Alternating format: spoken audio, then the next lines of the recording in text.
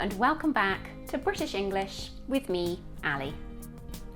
Now, if you're watching this channel, I assume that, like me, you are interested in English. English is a very fascinating language. It's very complex, it has interesting history, and it's a very useful language to know. However, there is something that I have to admit. We have actually stolen a couple of words.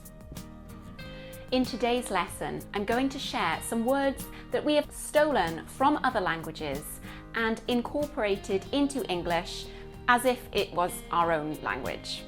These are words that we use very regularly, and I would even say to the extent that we use this foreign phrase or word instead of an English alternative. So please enjoy this video and leave a comment in the comment section below if there are any of these phrases that you've heard or you've used yourself, and if I've forgotten any, please add them below. Let's get started.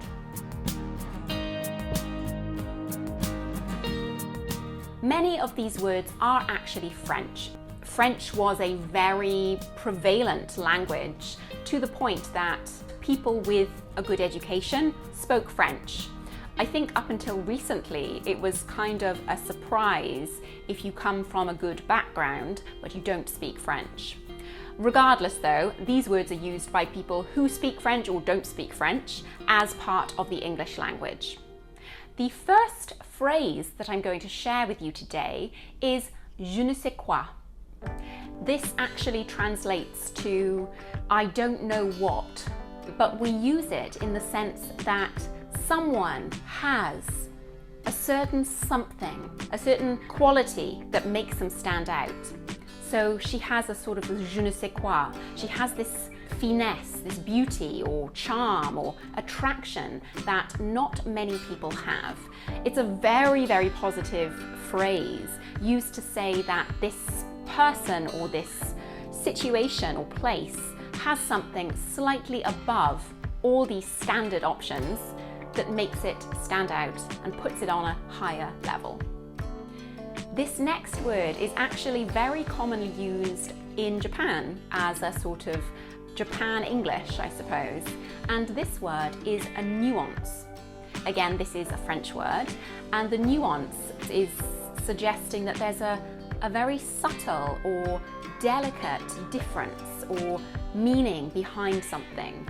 Nuance could be used to describe something that has a meaning or a feeling that isn't necessarily obvious on the surface level.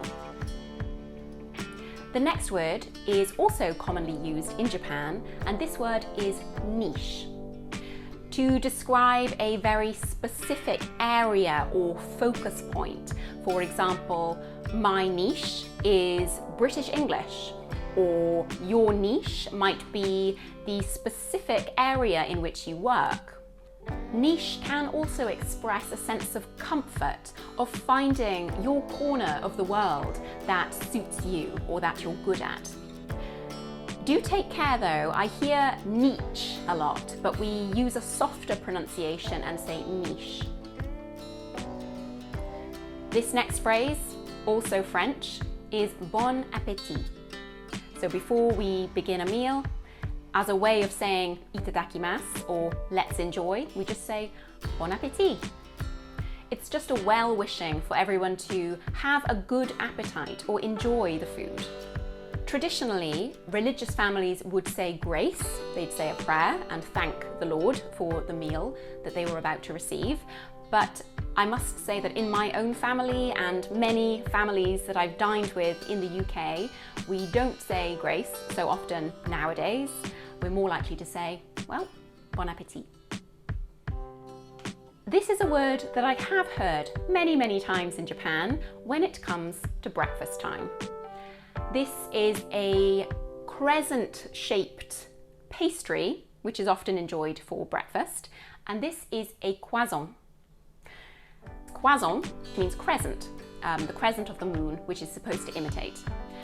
This is a word that we use quite naturally in English too, because That came from France, and we've now incorporated that into our breakfast menu.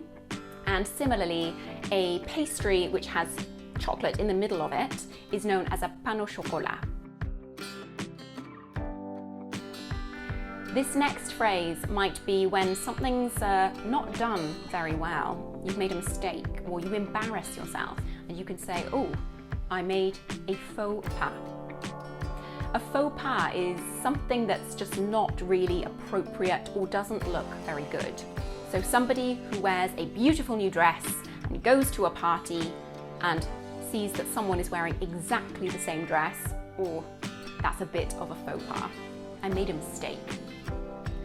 Now moving on to another language that definitely influenced English, and this is Latin. This phrase is used when you think, you know what, you only live once, I'm going to do it. And you can say carpe diem. This is definitely something that we use to kind of motivate ourselves. Carpe diem, just do it. Do that thing that you want to do, even if you're a bit nervous or even if you're scared that you're not going to do it well. Carpe diem, seize the day. I love this next word. This is to refer to a little sleep in the middle of the day, probably after lunch, and this is siesta. This word is originally Spanish, but we actually use it so commonly that we probably don't even think of it as a word that we've borrowed because it's so incorporated into English. We can also say a nap, but siesta is just as commonly used, I would say. So a little siesta might be after a big heavy lunch. Similarly, a nap might be in the afternoon when you're feeling a bit sleepy. The next phrase that we use in English is to describe when we do something with an energy, with a power, and we say we do it with gusto. It's sort of like a gust of wind. We're doing it with force, with energy, with power. So you could do your work because you have to do it, or you could do it with gusto. This next word is a German word that we've borrowed or stolen, and this word is a doppelganger. A doppelganger is basically someone who looks very similar to another person. So for example, I'm walking down the street one day and I see my friend Sarah. Only it's not Sarah. It's just someone who looks very, very similar to Sarah. Maybe her hair looked the same, or the way that she walks, her gait was very similar. And for a moment you think, wow, I found your twin in this world. I found your doppelganger. Now I'm going to talk a little bit about some Japanese words that we've borrowed / stolen. Many of my students ask me, how do you say wasabi in English? Or how do you say nori in English? How do you say sushi or sashimi? My recommendation for anyone who wants to talk about these things in English is simply to use the Japanese word for it.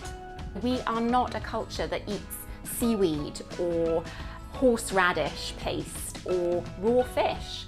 So we've borrowed these words and we use them when we talk about Japanese food using the Japanese word. The only difference is that we anglicize it. So instead of saying wasabi, we might say wasabi. Or instead of nori, we might say nori. We just anglicize it because that's the way that we speak.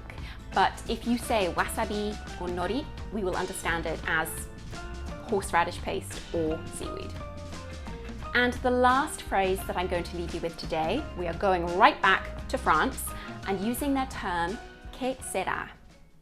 Que sera, sera, whatever will be, will be.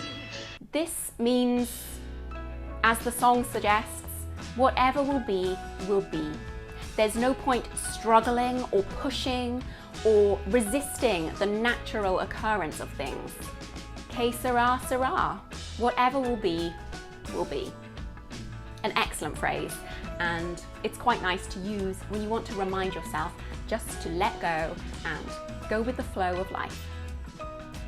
Thank you so much for watching this video today. I would love to know your thoughts. please do put them in the comment section below. And until next time, bye bye.